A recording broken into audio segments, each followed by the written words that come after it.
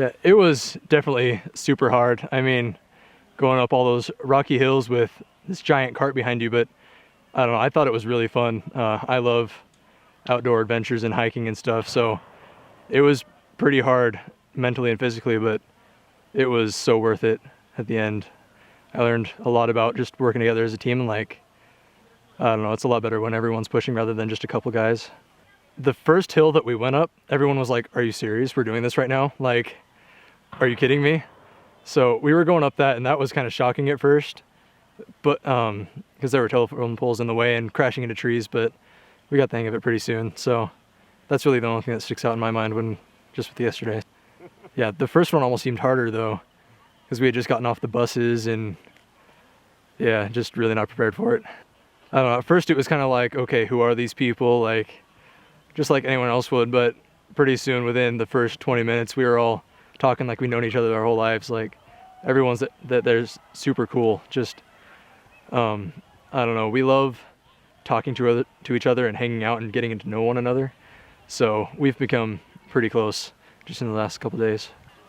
Today, I don't know, they said it would be 3 miles. It felt more like 30 because we were like, okay, it's just gonna be around this corner. It's gonna be around this corner. But of course it wasn't.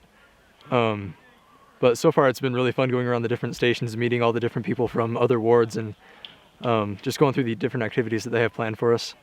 I don't know, it's really fun getting to see some new faces and match some names with those. So right now, I don't know, when they said to pick an ancestor, just instantly my grandpa Kempton popped into my head.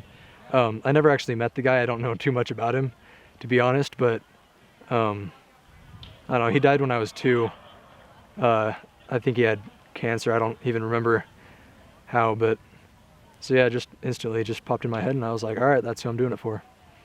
Yeah, I was actually just talking to my friend about it. Like, I never got to meet him and talk to him, but I'm going to soon, like eventually, in the next life. So I don't know, during the trail, I haven't thought about him too much, but every once in a while I'll see my bracelet and I'll be like, yeah, that this is who I'm doing it for, and he's watching over me right now, and he's pushing this cart right along with me.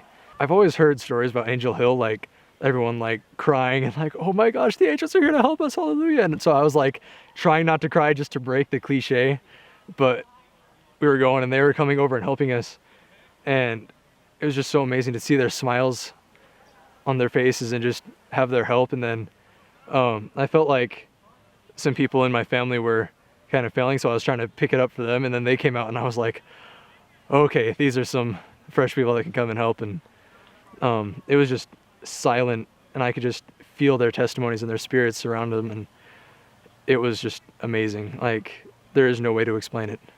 At first it was kind of weird, like we climbed up a hill and then there's this guy sitting there and I was like, oh, here we go, another story.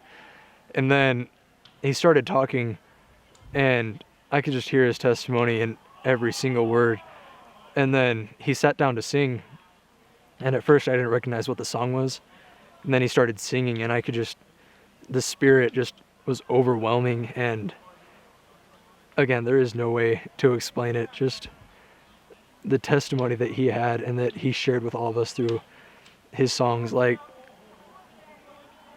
there just are no words.